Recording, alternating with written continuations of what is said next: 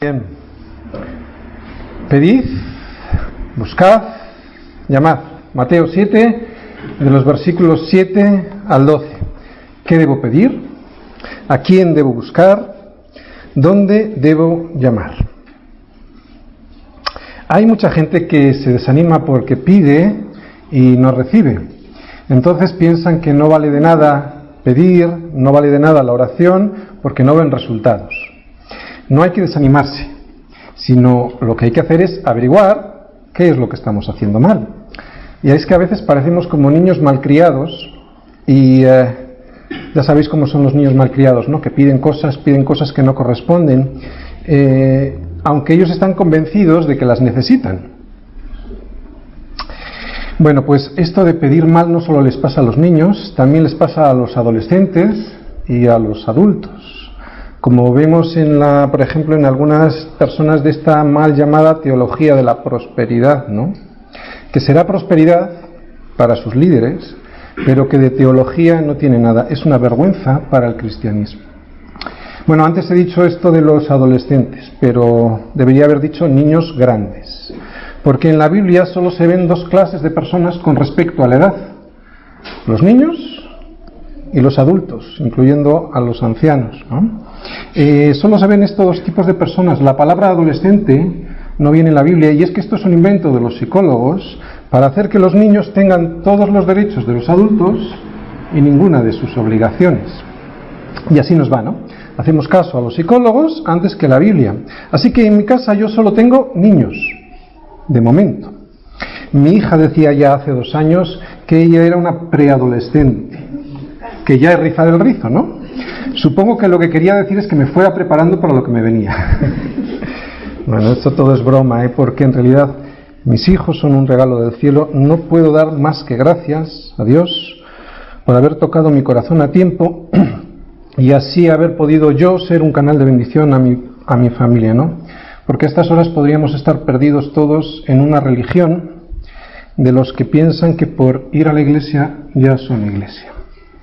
Bien, antes de entrar en los pasajes de hoy, en los versículos de hoy, vamos a leer todos los versículos previos para que los tengamos en contexto, ¿no? Para recordar todo lo que ya hemos visto en los 2 domingos anteriores y así no perder, como decimos, el contexto. Esto está en Mateo 7. Empezamos por Mateo 7, versículo 1.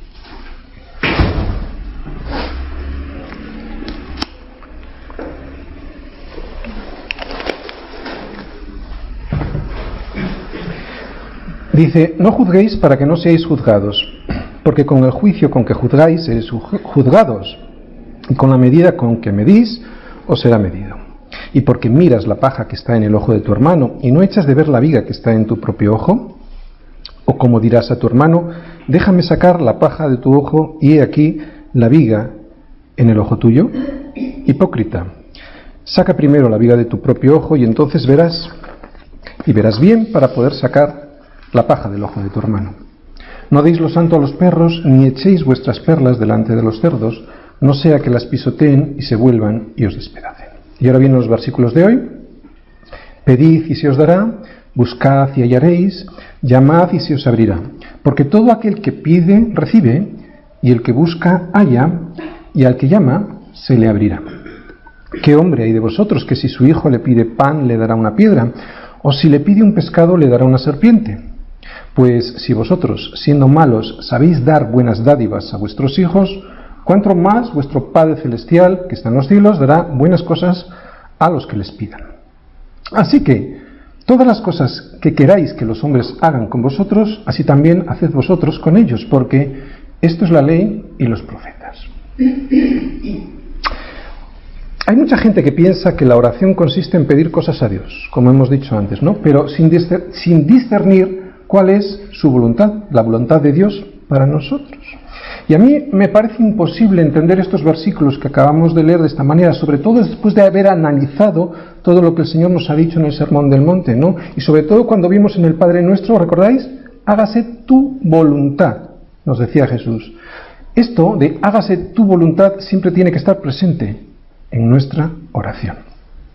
En todo el Sermón del Monte hemos visto un desarrollo muy lógico. Hay personas que ven en el Sermón del Monte como trozos separados y que no tienen conexión unas con otras, pero nosotros hemos descubierto que tiene toda una conexión muy lógica y además una conexión que nos hace llevar, y ya veréis, nos llevará a una conclusión final, ¿no? Por lo tanto, es de suponer que ahora el Señor, en estos versículos, tampoco va a interrumpir repentinamente su discurso, sin más, sin ninguna continuidad con lo anterior. Si el Señor nos ha exhortado a que nos abstengamos de juzgar a los demás para condenarles, si nos ha estado animándonos a juzgarnos a nosotros mismos para sacarnos la viga de nuestro ojo, si nos ha estado animando a que ayudemos a nuestro hermano a sacarle la pajita para que vea bien, si nos ha estado advirtiendo de que puede haber perros y cerdos por ahí y que nos pueden hacer daño, entonces es muy lógico que ahora el Señor nos diga cómo podemos conseguir semejantes peticiones, semejantes demandas que se encuentran muy lejos de las posibilidades del hombre natural, de las posibilidades del hombre no regenerado, del no convertido. Y si no, pensar un poquito en eso del buen juicio, ¿no? Es bien complicado, por no decir que es imposible. Además de lo que acabamos de decir, ¿no?, con respecto al juzgar a los demás, también en este Sermón del Monte hemos visto muchas bendiciones que el Señor tiene para nosotros y también grandes advertencias, ¿no? Todo esto lo hemos estado viendo en estos últimos meses. Vimos que esas promesas, que son bendiciones, y las advertencias, ¿eran para quién? Para los hijos de Dios. Jesús no promete, ni cuida, ni advierte de estas cosas a aquellos que no han confiado en Él como su Señor y como su Salvador. Por lo tanto, si estas promesas no las encontramos en nuestra vida, y si estas advertencias nos resbalan, no te extrañe, si esto ocurre en tu vida, que tu vida no sea abundante, ¿no? Abundante en el sentido que hemos encontrado, que encontramos en el Sermón del Monte, no como el mundo entiende la abundancia, ¿no? Si esto falla en nuestra vida, es que, si esto falta es que algo falla, ¿no? Pero atención, bienaventurados, porque en estos versículos que hemos leído, los últimos, es donde podemos encontrar la clave para solucionar el tema. Vamos a volverlos a leer, los que nos tocan hoy, del 7 al 12. Me estoy quedando sin voz.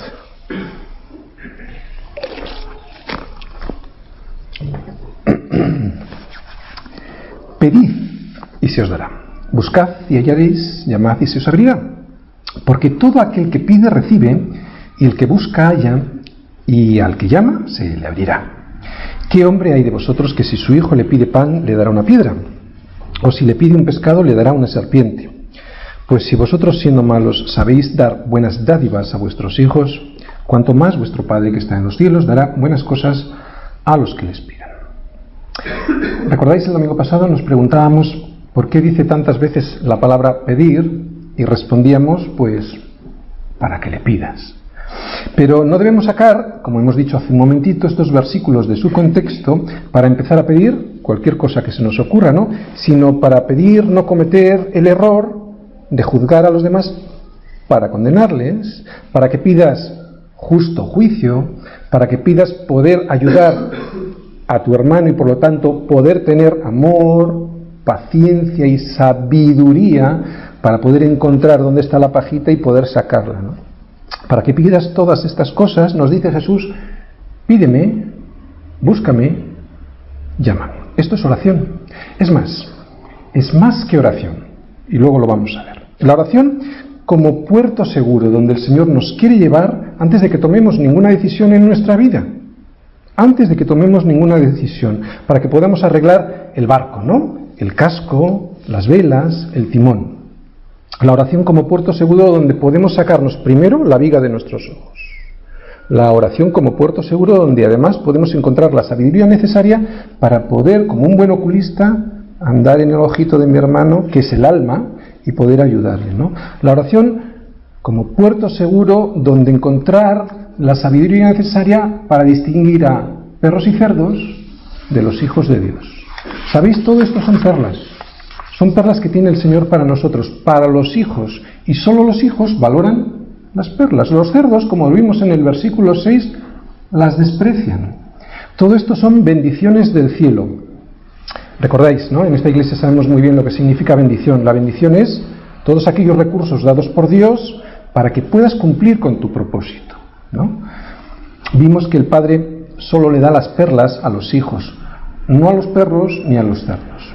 Y el justo juicio es una perla, ¿no? La oración también es una perla que da a sus hijos. Él no le ha prometido que si un perro o un cerdo le pide, le dará. Él no ha prometido que si un perro o un cerdo busca, hallará. Y Él tampoco ha prometido que si un perro o un cerdo llama, se le abrirá. Pero a sus hijos, todo lo que pidan para cumplir el propósito eterno que Él tiene para nosotros, les dará. Si quieres las perlas que hemos visto en este Sermón del Monte, aquí tienes la clave. Pide, busca, llama. Tiene sentido, ¿no? Todo este Sermón del Monte tiene mucho sentido, porque es una progresión. Primero el Señor nos dice que necesitamos un carácter, el de las bienaventuranzas, para ser hijo.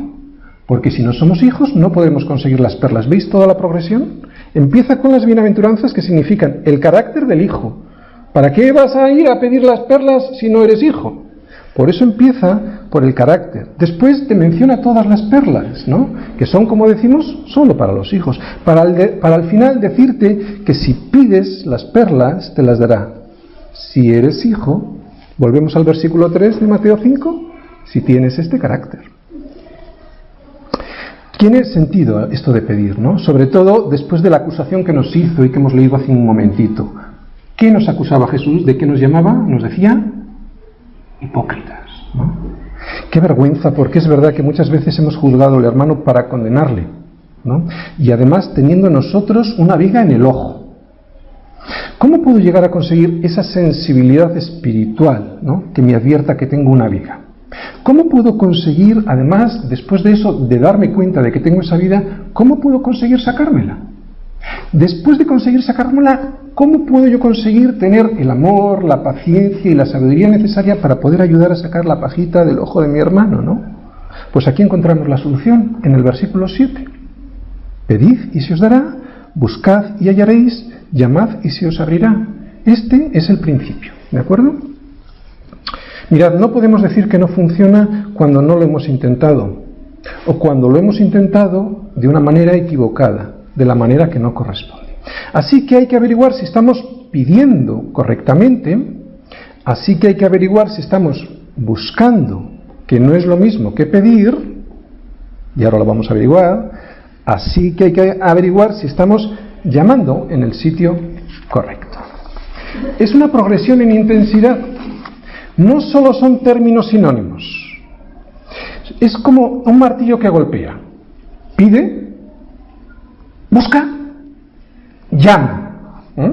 Imaginaros, pide, busca, llama. Es una intensidad. Jesús conjuga estos verbos de forma imperativa, pide, busca, llama, y dice que tengas confianza porque se te dará, encontrarás y se te abrirá. Nosotros debemos de ser niños delante de nuestro Padre. Yo he descubierto lo siguiente, yo creo que los que tenéis niños también. Cuando mi hijo necesita algo que le interesa de verdad, hace lo siguiente.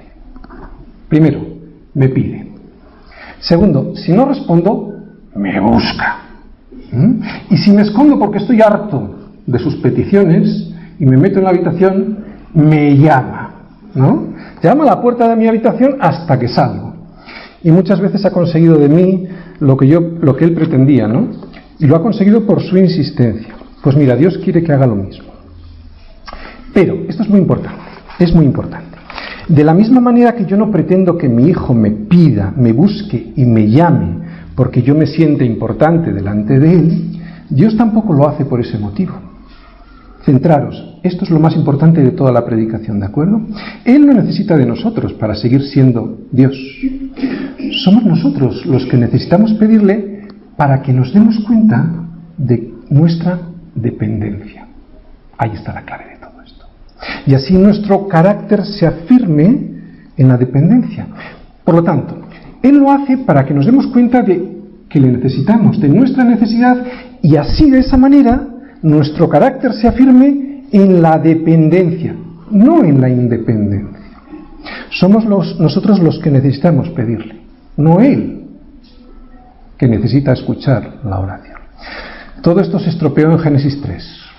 ¿Recordáis? Vamos a Génesis 3, versículo 5.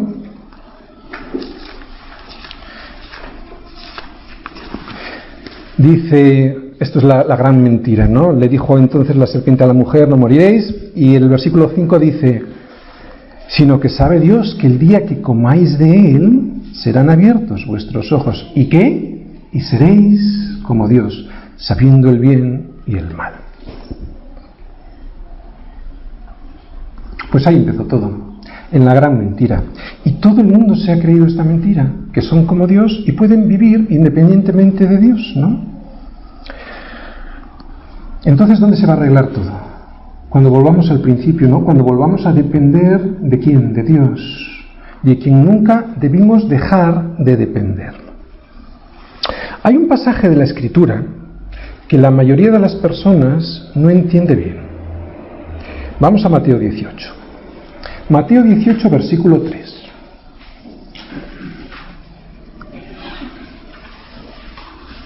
Dice este versículo: dijo Jesús, de cierto os digo que si no os volvéis y os hacéis como niños, no entraréis en el reino de los cielos.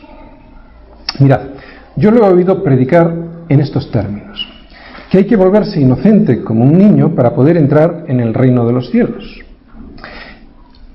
Hay mucha gente que piensa que la principal característica de un niño es la inocencia. ¿Inocentes los niños? ¿Has estado en alguna guardería? No hay seres más crueles que los niños, y eso es porque son como nosotros, pero sin educación y sin, sobre todo, estar sometidos al Código Penal. Así que no se trata de inocencia, porque todos somos culpables, como está escrito, no hay justo ni un uno. Y si no se trata de inocencia, ¿de qué se trata? Pues bastante fácil. La solución viene en el versículo siguiente. Lo que pasa es que la mayoría de la gente no lo lee y por eso no se predica. Versículo 4 dice: así que cualquiera que se humille como este niño, ese será el mayor en el reino de los cielos. O sea que se trataba de humillarse, ¿no? Sí, se trata de humillarse delante de él, ¿no? ¿Y qué es humillarse? Pues humillarse implica el reconocimiento de mi necesidad. ¿Os acordáis el ejemplo que yo os decía de mi hijo cuando viene? Es el reconocimiento de que necesita algo, ¿no? Eso es ser como niños. No está hablando de ser tontos ni de ser inocentes. Está hablando de una dependencia, del reconocimiento de una dependencia. Se trata de depender de él lo mismo que mis niños dependen de mí para todo. Por lo menos hoy por hoy. Cuando mis niños dejen de depender de mí, entonces pasarán de ser niños a ser hombre y mujer. Por eso el reino de los cielos es de niños, ¿no? Porque como ellos dependen de sus papás para todo, así yo debo depender de mi Padre Celestial para todo. No se trata pues de inocencia, se trata de dependencia. Ahora va a tener más sentido la primera palabra del versículo 7, que es el que vamos a ver. Pedid. Pedid.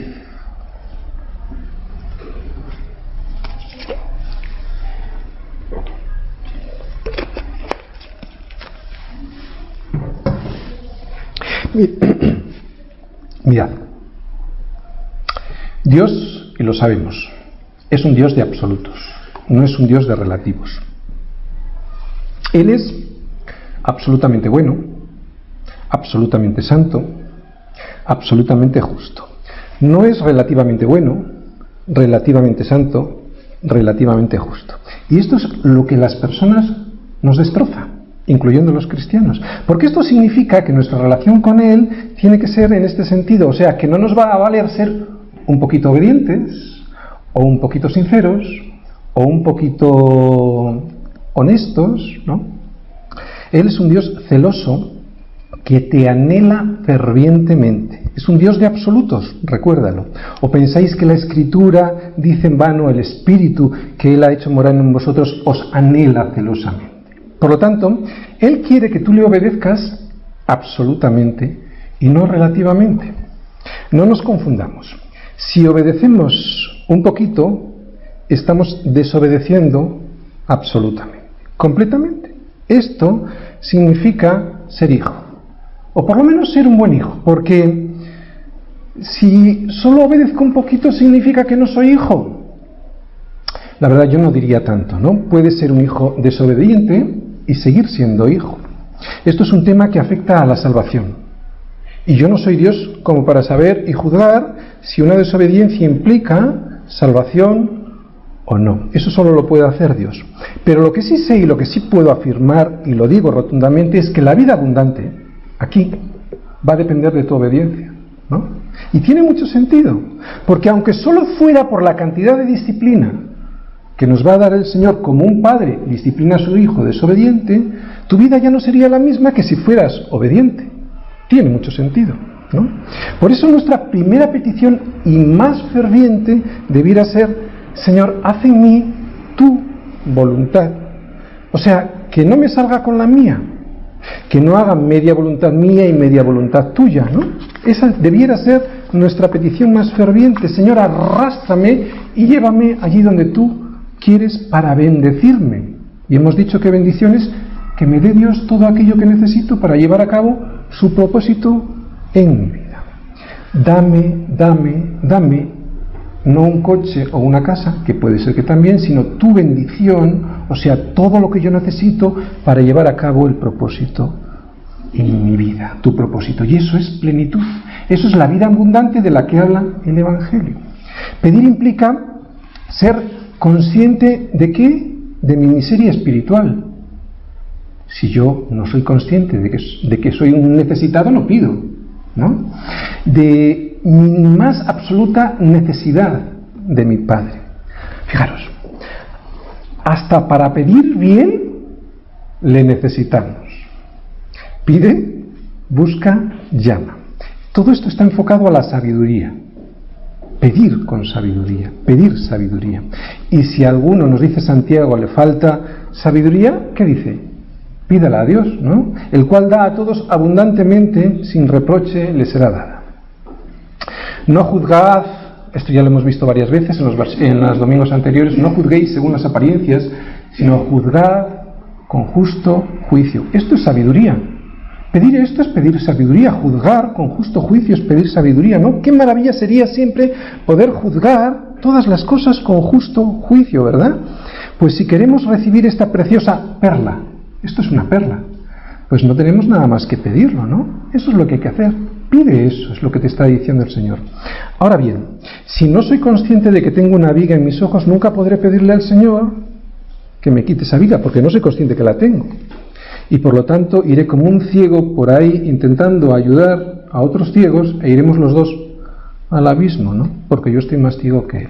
Pedid, es la primera palabra que dice este versículo.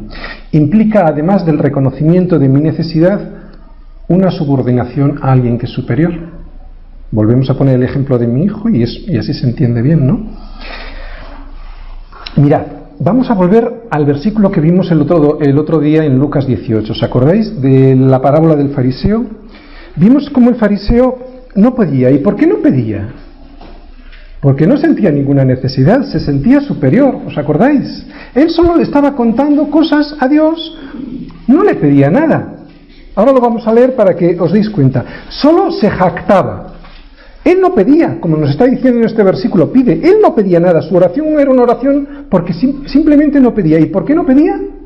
Porque se sentía superior, por eso despreciaba al otro, al que tenía al lado, ¿no? Pero el Señor, como decimos, a este hombre ni le atiende, no lo hace ni caso, no hay ninguna petición. Sin embargo, el publicano pide: Dios, sé propicio a mí. Esa es la diferencia entre dos oraciones, una escuchada y otra no escuchada. Lucas 18, 10 al 13, lo vamos a leer. Fijaros, dos hombres subieron al templo a orar, uno era fariseo y el otro publicano. El fariseo, puesto en pie, oraba consigo mismo, no era con Dios, porque simplemente le contaba cosas, no le pedía cosas conforme a su voluntad, ¿no?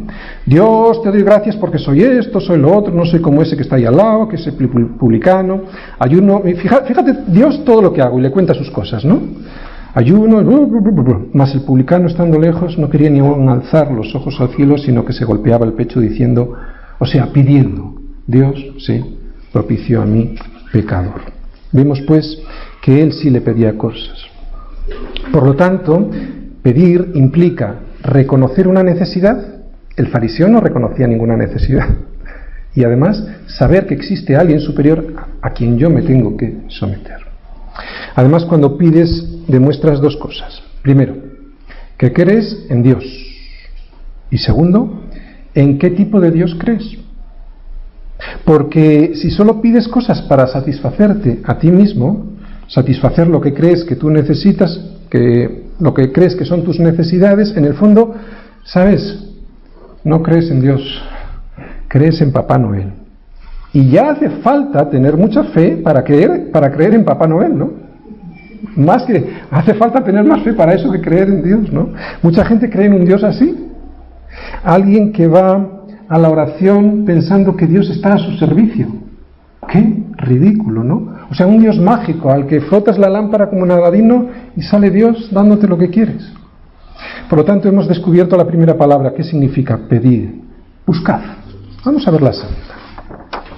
Buscad también es pedir, pero algo más, actuando, moviéndote, ¿no? Buscad incluye el pedir, pero con algo más, como acabamos de decir.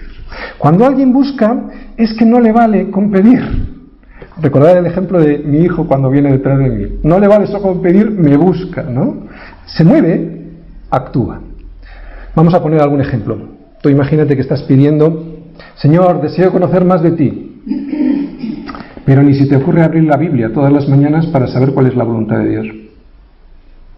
Pues sí, estás pidiendo, pero no estás buscando.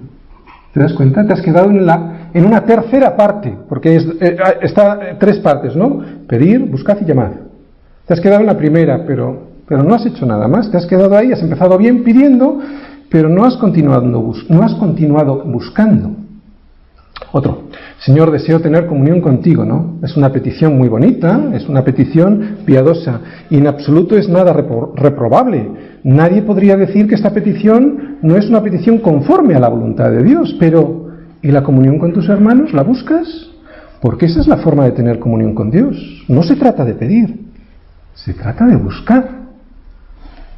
Buscar es la demostración de que pedir fue sincero y no un mero trámite para cumplir el expediente con Dios. Llamad. Cuando mi hija pequeña llega del colegio y no le abrimos la puerta de casa, ella no se conforma y llama. Y ya me ha pasado más de una vez, ¿verdad? Y llama hasta que le abrimos. Y como es hija, entra. Uno llama repetidas veces hasta que le abren. Llamar significa perseverar, significa querer entrar. Esto es importante, ¿eh? Lo vuelvo a repetir: perseverar y querer entrar, porque luego os voy a explicar por qué digo esto de querer entrar. Significa querer entrar para tener comunión con alguien. Significa querer entrar para tener comunión con Dios, con Él. Hay momentos en la vida que uno se da cuenta que ha perdido el tiempo, ¿no? Que no ha hecho lo que debía y se propone enmendar todas las cosas que ha hecho mal, ¿no? Estas cosas se suelen proponer, pues ya sabéis, ahora, en enero, cuando lleguemos a primeros de año uno se propone cosas, y también muchas veces en septiembre, al inicio del curso, ¿no? Pero si después de habernos dado cuenta de que hay algo que no hemos estado haciendo bien y lo buscamos, pero no insistimos en ello, de nada nos ha valido, ¿no? De nada me vale si yo luego no entro en la casa del Padre, no me vale de nada haberlo pedido y haberlo buscado. Pero qué diferente es todo cuando, y aquí volvemos a entrar en la primera puerta, cuando has entrado por la primera puerta, no por la primera bienaventuranza, y le pides no ser más quien eras, es entonces cuando la oración se vuelve cálida y muy personal con tu Padre, ¿no? Es entonces cuando le puedes llamar Abba, papá.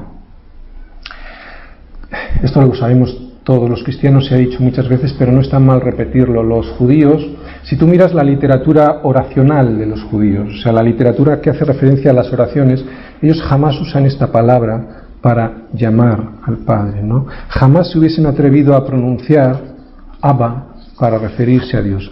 Sin embargo, Jesús la usaba casi siempre. Y además nos autoriza a nosotros a usarla, pero nosotros muchas veces como fariseos modernos nos parece demasiado ordinaria para usarla en nuestras oraciones, ¿verdad? Pues debemos sentirnos libres para llamar Abba, que es papá, a nuestro Dios. Solo cuando llegamos a ese grado de comunión, de intimidad, es cuando también estamos en disposición de obedecer. Porque alguien que le llama así a su padre tiene toda la confianza y toda la seguridad de que su papá le va a responder. Solo cuando alguien llama así a su padre sabe que va a sentirse protegido y que va a encontrar lo que pide. El que se sienta autosuficiente, como el fariseo que vimos, jamás pedirá, solo contará cosas en sus supuestas oraciones. Vamos al argumento. Hemos visto el versículo 7, vamos a pasar al 9. ¿Qué hombre hay de vosotros que si su hijo le pide pan, le dará una piedra?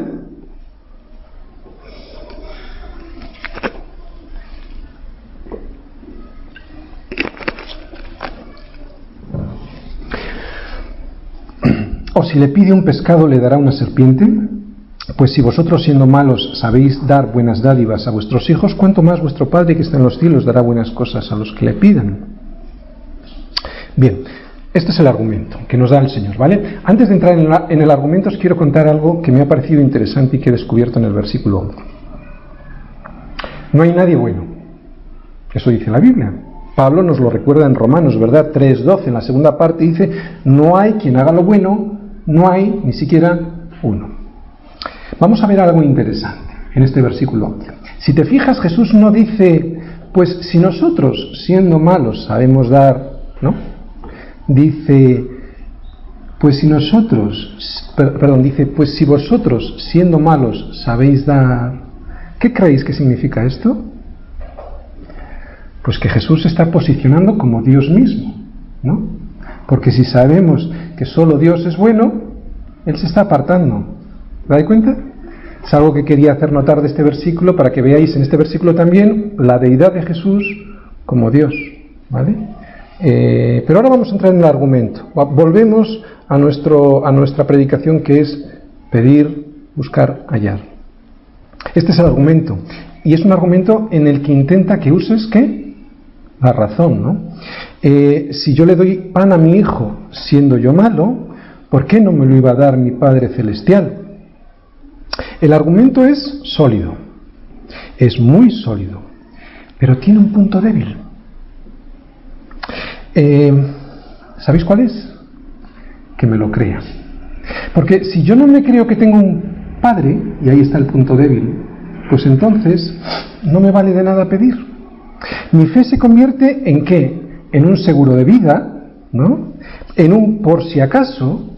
Creo que existe Dios, creo que tengo un Padre Celestial por si acaso existe, ¿no? Así, bueno, pues no me quedo fuera. Pero sabemos que Dios sin fe no te va a responder, ¿no? Sin fe es imposible, dice Hebreos, agradar a Dios.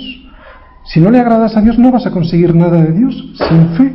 ¿Por qué? Porque es necesario que el que se acerca a Dios crea que le hay, lo volvemos a repetir, porque es necesario que el que le busca a Dios, el que se acerca a Dios, crea que le hay y que es galardonador de los que le buscan.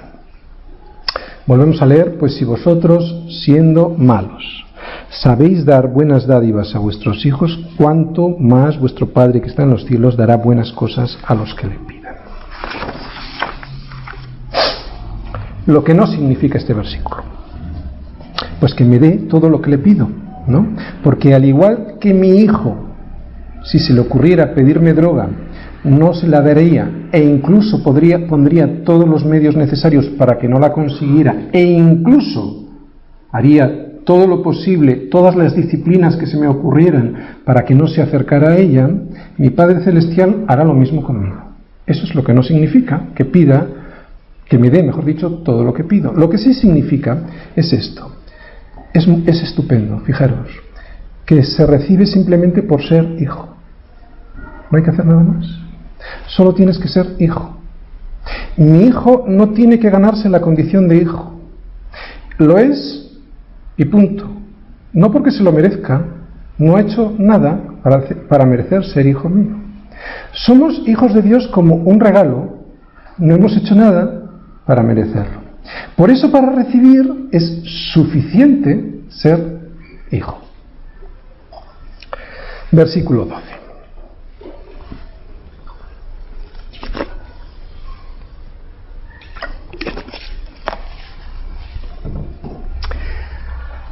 Así que todas las cosas que queráis que los hombres hagan con vosotros, así también haced vosotros con ellos, porque esto es la ley y los profetas. Se suele llamar a esto la regla de oro, ¿verdad?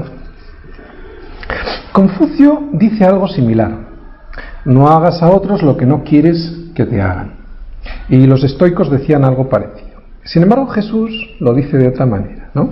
Y es que el reino de los cielos no es algo negativo, no hagas, no hagas, no hagas, sino es algo positivo. Haz a los demás lo que tú quieres que te hagan a ti.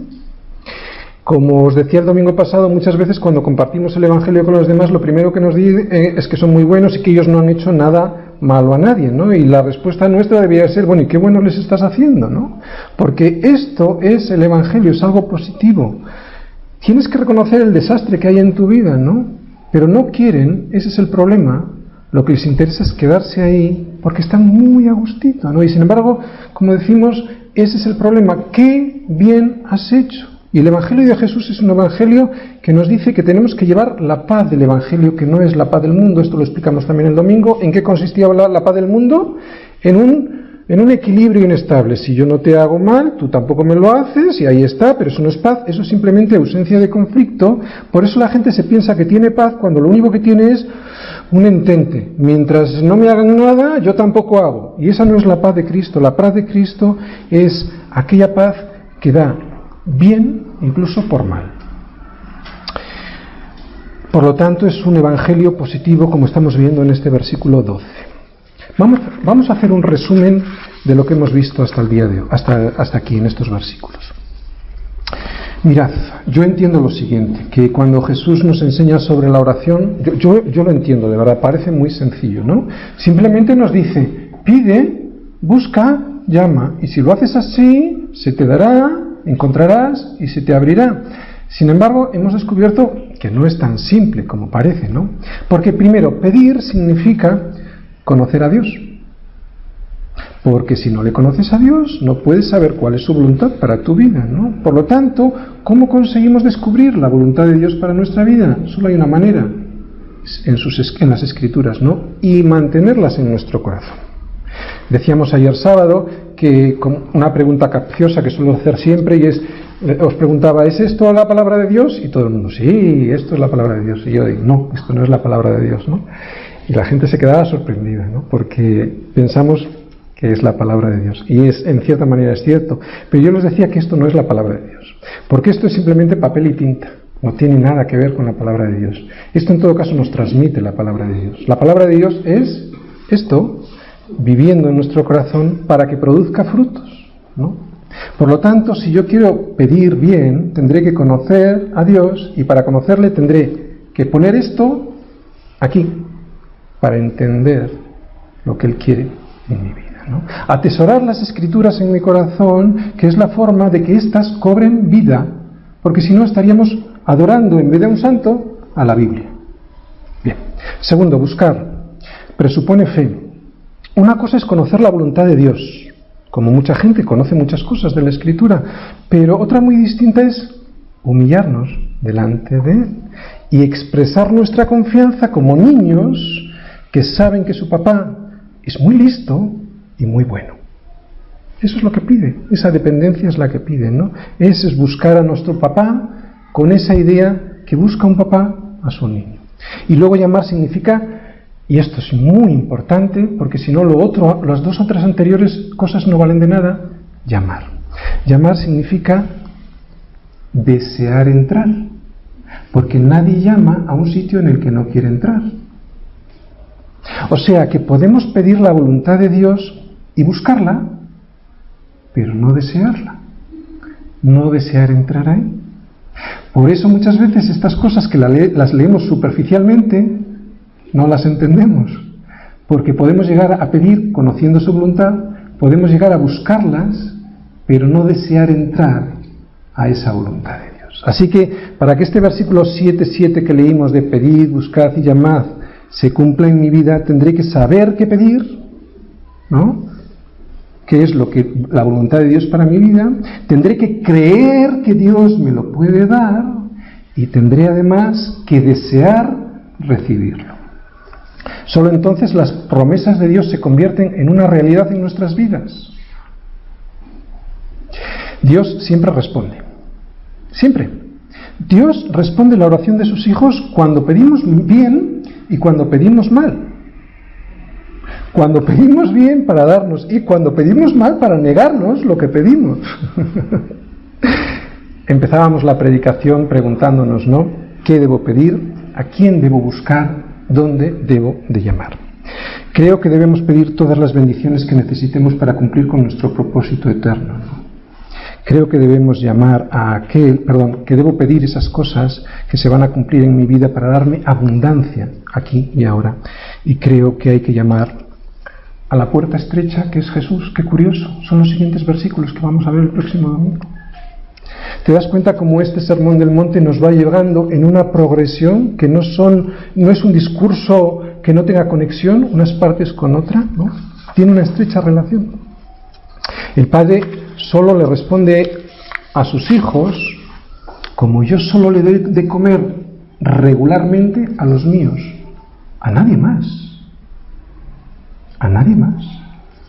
Solo se llega a ser hijo cuando uno pide perdón. Solo se pide perdón cuando uno se humilla. Y solo se humilla aquel que reconoce que es un niño y que además está perdido sin su papá, ¿no? Por eso solo el que es un niño puede decir y pedir, extiende tu mano, Señor.